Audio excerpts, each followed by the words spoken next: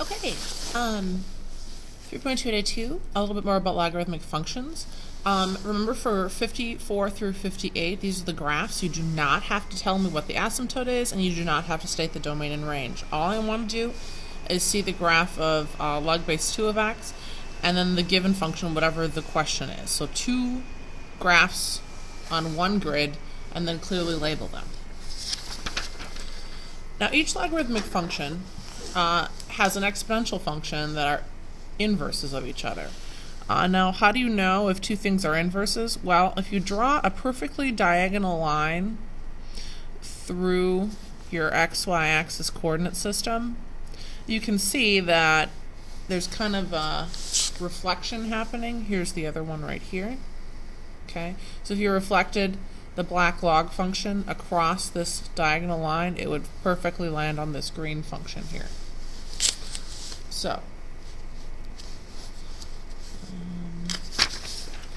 all right, so if I want to graph an exponential function and its inverse log function on the same grid, we're going to get that same effect where they are reflections of each other across this line. Now you don't have to draw that line, but I think it's helpful. All right, starting with our exponential function 3 to the x power 3 to the negative 2 is 1 over 3 squared, which is 1/9. So negative 2 and 1/9 would be about right there.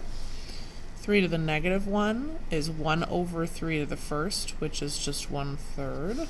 So negative 1 and 1/3. 3 to the 0 power is 1. So 0 gives you 1. 3 to the first is 3.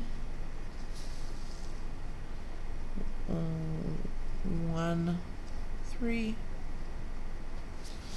And 3 to the second power is 9, 3, 9.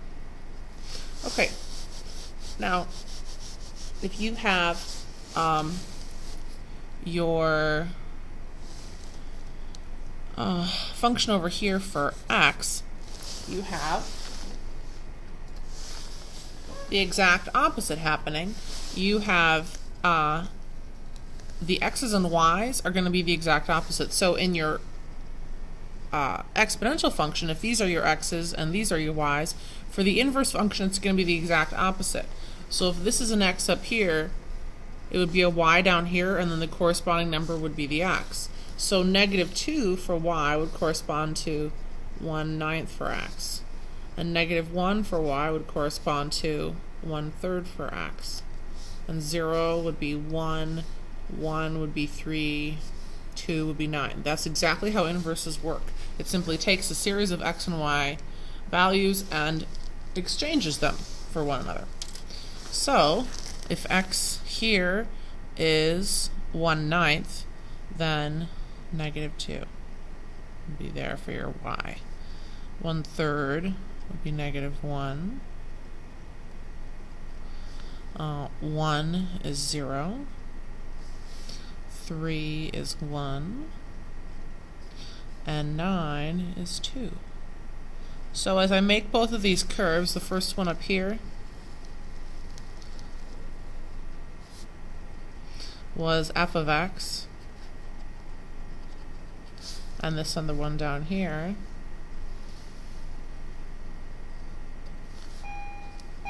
is, well, this was supposed to be a g right here. There we go. G of x. There we go. There are the two graphs, and you can see that they are inverses. They're reflections of one another across that line.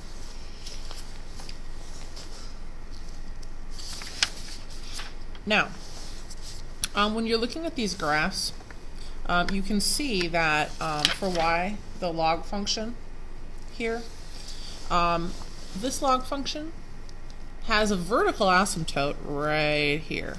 Okay, so for that reason, the x values cannot be negative. In fact, they can't even be 0. They have to be positive. All right, does that make sense? Everything on this side, this is the y-axis here, is positive for the x value. Okay, so it's an important characteristic today that we remember that when you have logarithmic functions, this is your argument right here, x, that has to be greater than 0. If it's not greater than 0, you have an invalid function. It's basically a no solution type situation if this number is 0 or negative. So very, very important to know that. So, one of the things we can also find out is what the domain of something is. Basically, all you have to do is look at your argument right here, x minus 5, and say, oh, well, this value, whatever it is, has to be greater than 0. We just talked about why that is.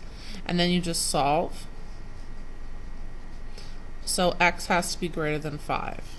So if I draw that on a number line, here's 5.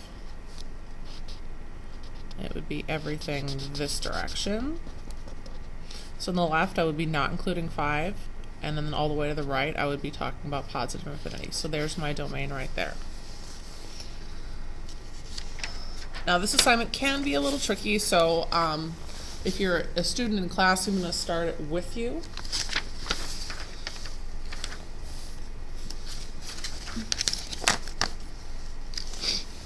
Starting with number 44 and 46.